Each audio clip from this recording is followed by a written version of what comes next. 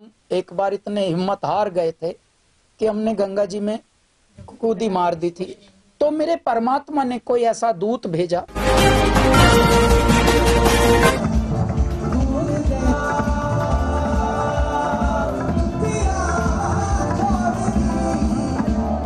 हम आपको प्रणाम करते हैं। ये एक ऐसे संत की तपस्थली है, एक ऐसे बड़े योगी की तपस्थली है जिसका नाम है, अभी तो गोरखपुर हो गया, पहले तो गोरक्ष नाथ की तपोस्थली गोरक्षपुर था, लेकिन इतना लंबा बोला नहीं सबसे जाता, तो लाड़ भी हमारे यहाँ चलता है, तो गोरक्ष का गोरखनाथ ऐसे हो गया। कहे गोरख जी सुनहु मछंदर, मैं जोत से जोत मिलाऊं जी, सतगुरु के मैं शरण गए से आवागमन मिटाऊं जी, दूजे के संग ना ही जाऊं जी, ना ही जाऊं जी, गुरु जी मैं तो एक निरंजन ध्याऊं जी। ये गोरखनाथ मेरे बाबा की पंक्तियां हैं। ऐसी धरती पर आज कैलाश खेर और कैलासा उनका बैंड आए हैं। मेरे भोलेनाथ की, मेरे महादेव की अलख जगेगी, शिव की अलख जगेगी सारी रात। हट हटीले हट्टी, जिद के अड़ियल जिद्दी, रूप बना के बहरूपी बैठा वीराने, अरे उसके मन की नहीं कोई बस वो ही जाने, मृत्यु के संहारक वो, डर प्रकोप निवारक वो, मोहक अतः विदारक हो, काल का पाल की हाड़ गोड़ खाल की, भस्म महाकाल की चनेगी सारी रात। मेरे दाता की आज धुनी रमेगी, इसलिए हम लोग आए हैं अपने पागलपन को लेकर। क्यों? क्योंकि हमारे पास कुछ और है ही नहीं।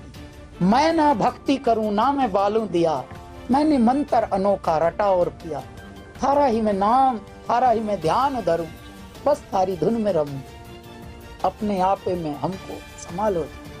आज एक ऐसी धरती पर हम आए हैं जिस धरती के कण कण में ओजस्व है, तेजस्व है, परमात्मा है और अध्यात्म है। बस मैं एक ही निवेदन यहाँ के लोगों से करना चाहूँगा कि ऐ मेरे प्यारे लोगों, भारत बदल रहा है। ऐ मेरे गोरखपुर के, उत्तर प्रदेश के प्यारे लोगों, ऐ मेरे भोले बाबा के भोलो, थोड़ा आप लोग भी संभलो, अपने स्वास्थ्य पे ध्यान दो और ज़्यादा फैशनबाजी में मत आइए। दुनिया भले कितनी भी मॉडर्न बन रही हो, ज़्यादा दवाइयाँ खाने के चक्करों में न पड़ो, अच्छा खाना खाओ। यहाँ का तो खाना ही तो प्रसिद्ध है हमारे पूरे भारत का। जिस अंचल में जाओ वहीं का, अजी हमारे यहाँ का ये प्रसिद्ध है, हमारे यहाँ का वो प्रसिद्ध है। तो ऐसा काहे अपना लाइफस्टाइल बदल रहे हो फैशन के चक्कर में?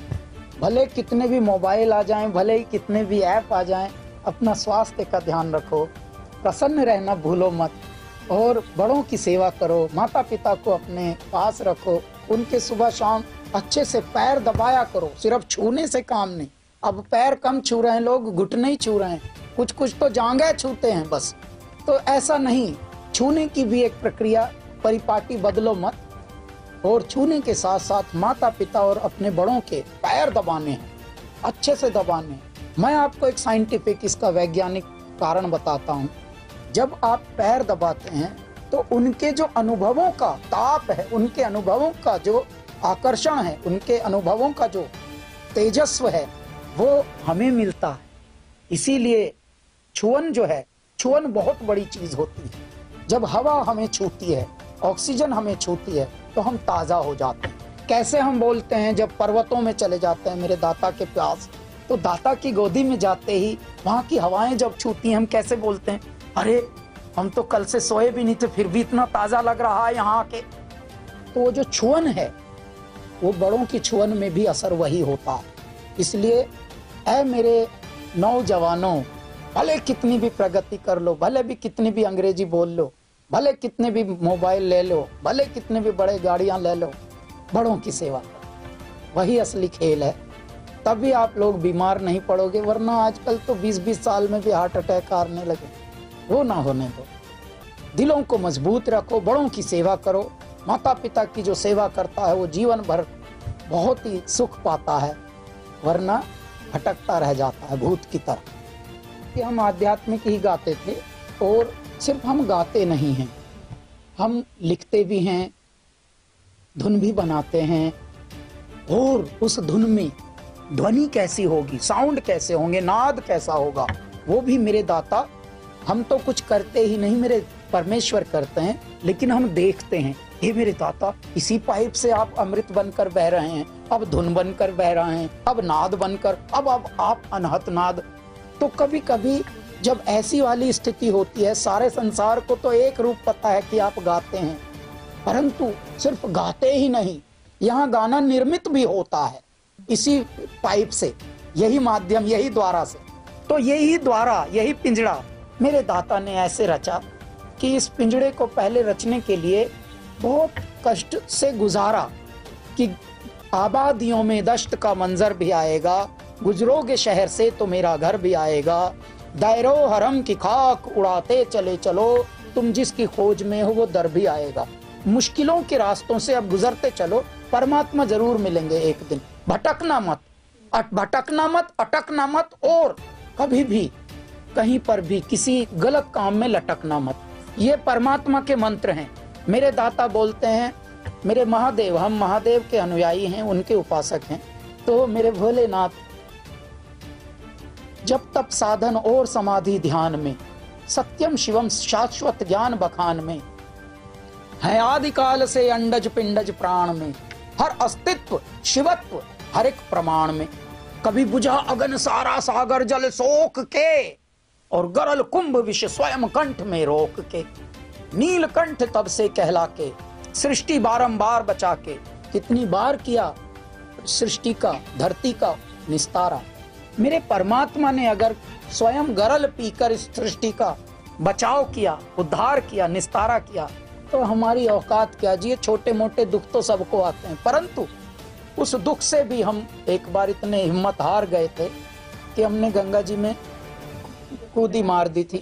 तो मेरे परमात्मा ने कोई ऐसा दूत भेजा, कोई ऐसा समझिए मानव आया जो हमें निकाल लाया वहां से। जब निकाल लाया तो उन्होंने हमसे पूछा कि तुम्हें तो तैरना नहीं आता, फिर तुम क्यों छलांग मारे? मरने गया था। मैंने मुख से निकाला, हाँ मैं मरने गया था। तो उन्होंने बहुत हमको थोड़ा डांट किया, और उसके बाद हम इतने लज्जित हुए, इतने शर्मित हुए कि हम अपने कक्ष से, जिस कक्ष में हम रहते थे एक साधु के साथ, उस कक्ष से, साधु गए हुए थे यात्रा पे, हम अगले दिन तक निकले नहीं। क्या बोलकर भगवान से लड़ रहे थे उन दिनों, ये कह के कि परमात्मा आपने हमको क्यों इस युग में, इस दुनिया में ऐसे रूप में क्यों बनाया। हम हर जगह विफल होते हैं, हर जगह असफल होते हैं, हम मर भी ना पाए, हम मरने में भी असफल हो गए। आपको जब हमें असफल ही करना है तो आपने हमें बनाया ही क्यों, और इस युग में कैसे बनाया, इस प्लैनेट पर, इस ग्रह पर जिसका नाम धरती है, यहाँ तो कम से कम ना भेजते। ये पाषाण हृदयों की धरती है, ये दिल दुखाने वालों की धरती है, ये करुणा से रहित लोगों की धरती है। बाबा आपने इतने छोटे बालक को क्यों ऐसी दुनिया में पहुंचाया? परंतु शायद वो हमारा पुनर्जन्म था। मेरे ईश्वर ने पलक खोली और हंसते हुए एक दृश्य दिखाया।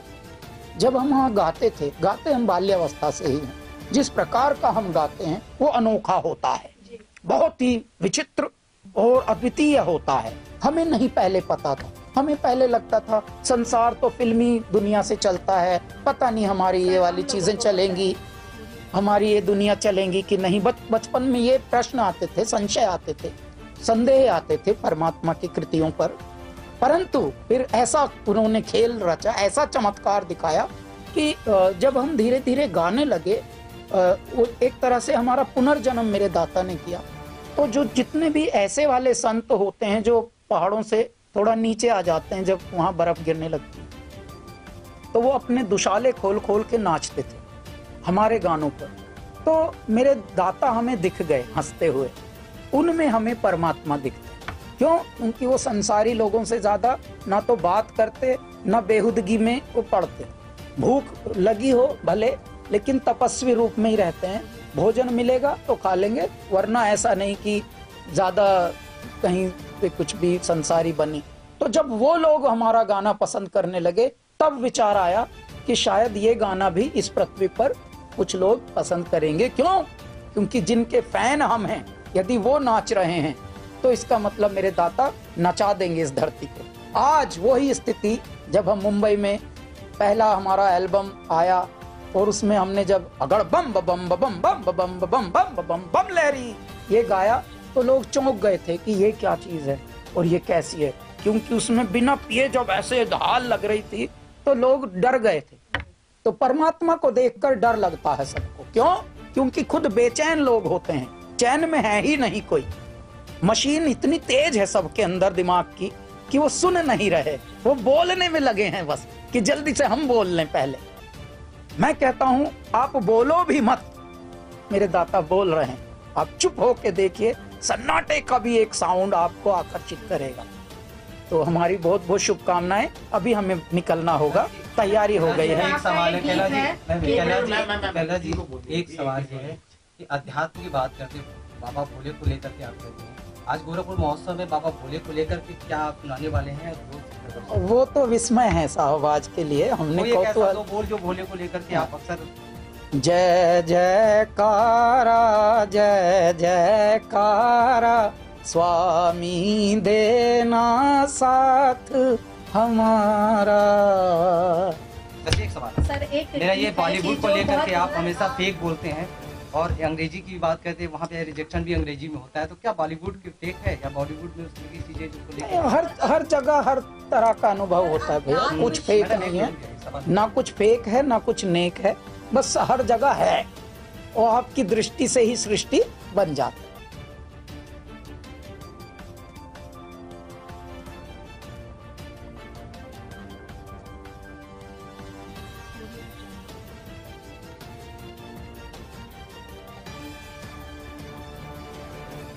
कि दुनिया में सभी के जीवन में कुछ ना कुछ तो उलट पलट होती ही है ना। सभी का जीवन ऐसा तो है नहीं कि सभी को परमात्मा ने सुख के लिए ही बनाया हो। कुछ लोगों को थोड़ा कंटक पथ पर चलकर ही सुख प्राप्त होता होगा शायद। और हमको लगता है जब आपका प्रशिक्षण होता है, जब आपकी ट्रेनिंग होती है, जब आपका तैयारी होती है किसी चीज की, ये जो अब हमने धातु पहनी हुई है चांदी, ये चमक रही है, परंतु ये 1000 डिग्री में पानी बनकर उबल रही थी, तब हमने देखा था इसको। ये कड़ा हमारा ही डिजाइन किया हुआ है, हमारे फ्रेंड की फैक्ट्री जयपुर में। तो वहाँ कड़ाव, मतलब अंग्रेजी में उसको कुछ और कहते होंगे, लेकिन कड़ाव जैसा उसमें चांदियां उबल रही हैं। तो हमने उबलता हुआ चांदी देखा है। उसके बाद उन्होंने बताया कि सर ये जो उबल रहा है इतनी डिग्री पे, इतनी सेंटीग्रेड पे, अब ये मशीनों में घुसेगा तो उसकी पाइप के थ्रू, और उसके बाद शेप निकल के गहने निकलेंगे। गहने निकलने के बाद फिर उनकी ये होती है शाइनिंग। हे मेरे ईश्वर, कितने प्रोसेस से ये गुजरा है बेचारा।